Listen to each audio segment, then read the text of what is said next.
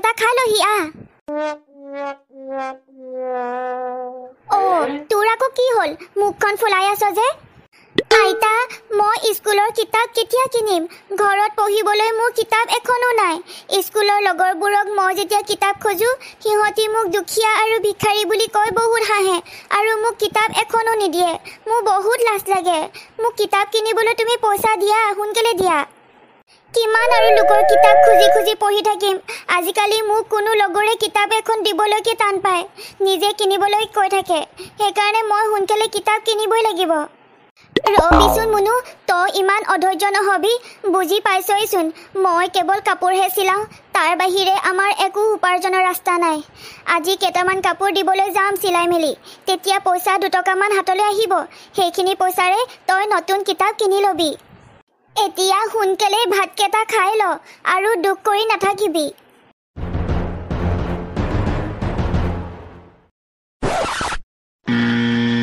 Hello' ঐ ফাগুনি আজি যে চহৰত বিয়া এখন আছে তই যাবিনে নাযাৱ মই কিন্তু যামেই কিন্তু কিনো কাপোৰ পিন্ধো তাকেহে চিন্তা কৰি আছো তই কি কাপোৰ পিন্ধি যাবি যাম যাম কিয়নো নাযাম এনেকুৱা পাৰ্টিবোৰতহে নিজকে অকণমান সাজি কাচি মানুহৰ আগত উলিয়াব পাৰোঁ নহ'লে দামী দামী কাপোৰ গহনা এইবোৰনো কিয় লৈ থৈছো মই যামেই নাযাওঁ বুলি নকওঁ মই আৰু জাননে মোৰ কাপোৰ কানি একো চিন্তা নাই যোৱা সপ্তাহতে 3 যোৰ কাপোৰ কিনি একেবাৰে চিলাবলৈকে দি থৈ আহিছোঁ আজি ঘৰত দিবহি তাৰে ভিতৰতে এযোৰ পিন্ধি যাম আৰু মই বাইদেউ আছেনে ঘৰত আপুনি মই কাপোৰ কেইযোৰ দিবলৈ আহিছোঁ অ' কাপোৰ দিবলৈ মানুহজনী আহিলেই চাগে বাইদেউ এয়া লওক আপোনাৰ কাপোৰ কেইযোৰ আজি কাপোৰ কেইযোৰ দি তই বৰ ভাল কৰিলি কাৰণ আজি বিয়া এখন আছে বিয়াত তাকে পিন্ধি যাব লাগিব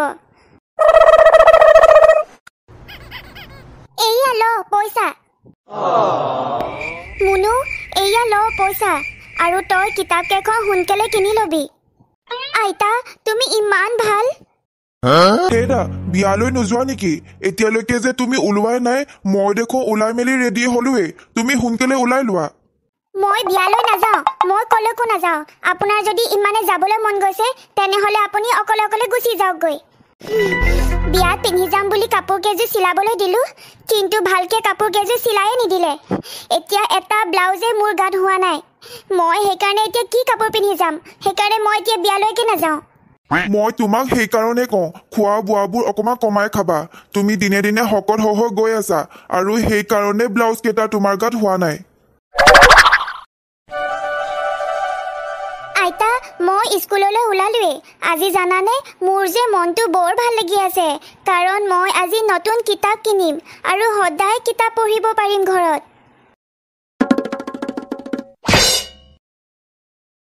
এইবোৰ আপুনি কি কাপোৰ চিলাইছে এটাও কাপোৰে পিন্ধিব নোৱাৰো যোৱাকালি ইমান ডাঙৰ বিয়াখনো মই কাপোৰৰ কাৰণে যাবই নোৱাৰিলো মোৰ বহুত খং উঠিছে কাপোৰ কেইটা আপুনি ঠিক কৰি দিয়ক ইমান দামী কাপোৰ কেইযোৰ আপুনি একেবাৰে বেয়া কৰি পেলালে যদি আপুনি চিলাবকে নাজানে তেতিয়াহ'লে চিলাম বুলি ক'বই নালাগিছিল ঠিক আছে বাৰু মই আপোনাৰ কাপোৰ কেইটা ভালকৈ চিলাই মেলি আপোনাৰ ঘৰত দি আহিম আপুনি খং নকৰিব যোৱাকালি কাপোৰৰ বিনিময়ত আপোনাক মই যিমানখিনি পইচা দিছিলোঁ গোটেইখিনি পইচা মোক এতিয়াই ঘূৰাই দিয়ক আৰু যেতিয়া আপুনি চিলোৱা কাপোৰ মই পিন্ধিব পাৰিম তেতিয়াহে মই আপোনাক পইচা দিম বাইদেউ এয়া লওক পইচা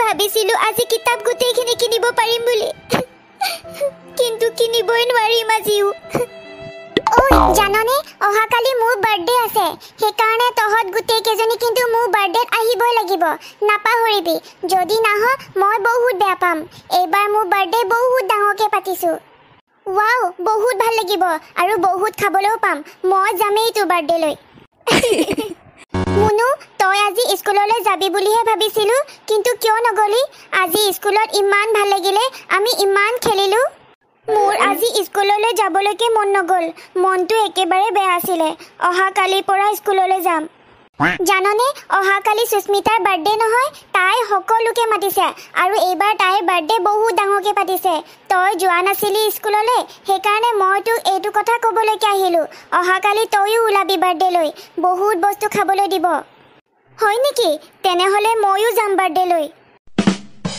সুস্মিতা, কেকটো ইমান ধুনীয়া লাগিছে আৰু ইমান ডাঙৰ, খাবলৈ চাগে বৰ ভাল লাগিব। হয় নেকি? এইটো কেক মোক মামাই দিছে। Sushmita, happy birthday. মুনু, তই মোৰ বাৰ্থডেলৈ আহিছ যে? নাজানা নেকি মই যে কিমান ধনী আৰু মোৰ বাৰ্থডেলৈ কেৱল ধনী ধনী ফ্ৰেণ্ডবোৰকহে মাতিছিলোঁ। তোৰ নিচিনা দুখীয়া ফ্ৰেণ্ডবোৰক মতা নাছিলোঁ। তই কিয় আহিলি? এতিয়া গুচি যাগৈ। কি? মোক ৰশ্মিয়ে কৈছিল বাবেহে মই বাৰ্থডেলৈ গুচি আহিলোঁ। আগতীয়াকৈ গম পোৱা হ'লে মই কেতিয়াও নাহিলোহেঁতেন। মই ভাবিছিলোঁ স্কুলৰ সকলো ফ্ৰেণ্ডকে বাৰ্থডেলৈ মাতিছ বুলি, সেইকাৰণেহে মই মুনুক কৈছিলোঁ। আগতীয়াকৈ গম পোৱা হ'লে ময়ো তাইক নকলোহেঁতেন। মুনু, তই ইয়াত কিয় ৰখি আছ? তোক গুচি যাবলৈ কৈছিল নহয়, গুচি যাগৈ। তোৰ নিচিনা দুখীয়া মানুহৰ কাৰণে এইবোৰ বাৰ্থডে পতা নাই। ময়ো ঘৰলৈ যাওঁগৈ। ময়ো এনেকুৱা বাৰ্থডে নাখাওঁ। তহঁতি এনেকুৱা বুলি কেতিয়াও ভবা নাছিলোঁ। তাই বহুত হেঁপাহত আহিছিল বাৰ্থডে খাবলৈ, কিন্তু তহঁতি অপমান কৰি তাইক পঠিয়াই দিলি। ধনী দুখীয়া এইবোৰ কেৱল ভগৱানৰ লগতহে থাকে। ভগৱানে কাৰোবাক ধনী বনায় আৰু কাৰোবাক দুখীয়া বনায়। কি ঠিকনা, সিহঁতিও যদি ধনী হৈ যায় আমাতকৈও বেছি, তেতিয়া কি কৰিবি? আইতা, মোক কিয় সকলোৱে দুখীয়া বুলি ইমান হাঁহে? কিনো কম আৰু মুনু, এইখন পৃথিৱীত থকা সকলো মানুহ স্বাৰ্থপৰ আৰু লোকক হাঁহি বহুত ভাল পায়। সিহঁতি নাজানে যে আমাৰ ওচৰত টকা পইচা নাথাকিবও পাৰে, কিন্তু আমাৰ লগত সদায় ভগৱান আছে। ভগৱানে আমাক এদিন নহ'লে এদিন চকু মেলি চাবই। আইতা, ভগৱানে আমাক কিয় এতিয়ালৈকে ইমান দুখীয়া কৰি ৰাখিছে? আমাক কেতিয়া ধনী কৰি দিব আমাক? মুনু, তুমি অলপো চিন্তা নকৰিবা। ভগৱানে আমাকো আনৰ নিচিনা ধনী কৰি দিব আৰু আমিও বহুত ধনী হৈ যাম।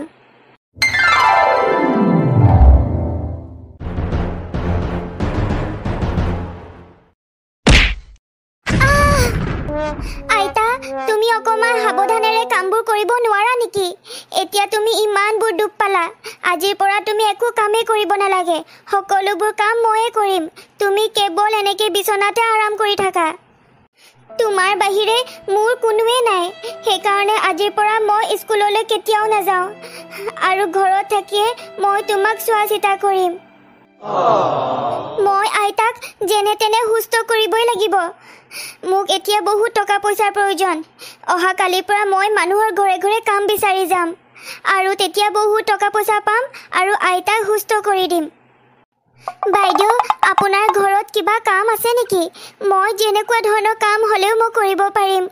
মোক এতিয়া এটা কামৰ বৰ প্ৰয়োজন, কাৰণ মোৰ আইতা অসুস্থ হৈ আছে।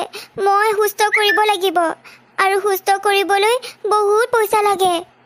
নাই, আমাৰ ঘৰত একো কাম নাই। তই যাব পাৰ। ঐ ছোৱালী, ৰবি, মোৰ হাতত এটা কাম আছে। মই কাম কৰিম, কেৱল আপুনি কি কাম কৰিব লাগে সেইটো কওক। মই যেনেকুৱা ধৰণৰ কাম হ'লেও কৰিব পাৰিম। ঘৰত পূজা পাতিছোঁ আৰু পূজাৰ কাৰণে দুজোপা কলগছ বৰ প্ৰয়োজন। চহৰত ইমান কলগছ বিচাৰিলোঁ, কিন্তু ক'তো নাপালোঁ।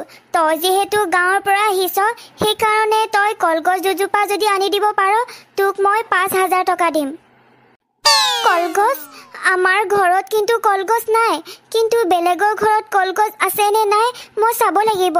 যদি পাৰোঁ তেতিয়া অহাকালি মই লৈ আনিম। আইতা, তুমি অলপমান ভাল পাইছানে? পাইছোঁ মাজনী, মই অলপমান ভাল পাইছোঁ। আইতা, তুমি জানা নেকি আমাৰ গাঁৱত কাৰ ঘৰত কলগছ আছে আৰু কলগছ খুজিলে দিব নাই? গাঁৱৰ সকলোৰে ঘৰতে কলগছ আছে, কিন্তু খুজিবলৈ গ'লে পইচাও লাগিব নহয়। পইচা নহ'লে একো বস্তুৱে নিদিয়ে কোনেও কাকো। পিছে মুনু, তোকনো কলগছৰ কি প্ৰয়োজন হৈছে? মোক কলগছ দুজোপাৰ বৰ প্ৰয়োজন। স্কুলৰ বাইদেৱে স্কুলত বোলে কিবা পূজা পাতিব, সেইকাৰণে দুজোপা কলগছ মোকে আনিবলৈ কৈছে। মই এতিয়া কলগছ দুজোপা আনিবই লাগিব। অঁ, হয় নেকি? তেনেহ'লে শুন, মই সদায় হাবিৰ পৰা খৰি আনো আৰু খৰি আনিলে এখন ডাঙৰ কলগছৰ বাৰী এখন দেখোঁ মই, কিন্তু কেতিয়াও সোমাই পোৱা নাই। তই যদি বিচাৰিছ সেইখন বাৰীৰ পৰাই দুজোপা কলগছ লৈ আনিব পাৰিবি, কিন্তু মনে মনে, যাতে কোনেও তোক নেদেখে। তেনেহ'লে মই এতিয়াই যাওঁ আৰু হাবিৰ পৰা দুজোপা কলগছ লৈ আনোগৈ।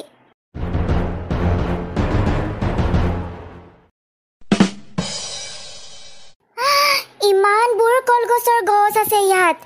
ইয়াৰ পৰা যদি মই দুজোপা কলগছ সেই বাইদেউগৰাকীক দি দিওঁ তেতিয়া কোনেও গম নাপাব, আৰু কলগছৰ বিনিময়ত মই 5,000 টকাও পাম। কলগছ বিচাৰি ইমান দূৰ আহিছোঁৱেই যিহেতু এবাৰ ধুনীয়াকৈ কলগছৰ বাৰীখন চাই লওঁ, তেতিয়া মনটোৱে ভাল লাগিব অলপমান। এইটোচোন কলেৰে বনোৱা এটা ঘৰ, ইমান ধুনীয়া ঘৰ, কিন্তু এইটো ঘৰত কোন থাকে? মই থাকোঁ এইটো ঘৰত, কিন্তু এই ডাঙৰ কলগছৰ বাৰীখনলৈ আজিলৈকে গাঁৱৰ পৰা কোনো মানুহে অহা নাই। তোমাক আজি মই প্ৰথম দেখিছোঁ। তুমি কোন হয় আৰু ইয়ালৈ কিয় আহিছা? মই কলগছ বিচাৰিয়ে এই হাবিখনলৈ আহিছোঁ। আইতাই কৈছিল এই হাবিখনত বোলে বহুত কলগছ আছে। কিন্তু তোমাক কলগছৰ কি প্ৰয়োজন হৈছে? এই কলগছৰ বাৰীখন মই বনাইছোঁ, সেইকাৰণে ইয়াৰ পৰা কলগছ মই কাকো নিদিওঁ। তেনেকৈ নক'ব, মোক কলগছৰ বৰ প্ৰয়োজন। আমি বহুত দুখীয়া হয় আৰু আমাক দুখীয়া বুলি সকলো মানুহে হাঁহে। আৰু আইতা বহুত অসুস্থ আৰু আইতাক ঠিক কৰিবলৈ মোৰ হাতত পইচাই নাই। মই আনৰ ঘৰত কাম বিচাৰি গৈছিলোঁ আৰু তেতিয়াই কাম বিচৰা মানুহগৰাকীয়ে কৈছিলে যে দুজোপা কলগছ যদি মই লৈ আনিব পাৰোঁ তেতিয়া মোক 5,000 টকা দিব, আৰু মই সেই পইচাৰে আইতাক মই ভাল ডক্তৰক দেখুৱাব পাৰিম। তোমাৰ কথাবোৰ শুনি মোৰ বহুত দুখ লাগিছে। আজিৰ পৰা তোমাক কোনেও দুখীয়া বুলি নেহাঁহে আৰু তুমি আনৰ ঘৰত কাম কৰিবলগীয়াও নহয়। এইয়া লোৱা, এই কলকেইটা হৈছে সোণৰ কল। এই কলকেইটা বিক্ৰী কৰি তোমালোক বহুত ধনী হ'ব পাৰিবা আৰু তোমাৰ আইতাক সুস্থ কৰিব পাৰিবা। সোণৰ কল? সোণৰ কল। এই কলগছ বাৰীখনত দেখি থকা সকলো কলেই হৈছে সোণৰ কল। তোমাক যদি আৰু প্ৰয়োজন হয় তুমি ইয়ালৈ আহি ধুনীয়াকৈ লৈ যাব পাৰিবা। আইতাই মোক সদায় কৈছিল ভগৱান আমাৰ লগত সদায় আছে বুলি, আৰু এদিন নহ'লে এদিন আমাকো বহুত ধনী কৰি দিব। আপুনি আমাৰ কাৰণে ভগৱান, আৰু আপুনি মোক ইমানখিনি সহায় কৰাৰ বাবে আপোনালৈ অশেষ ধন্যবাদ।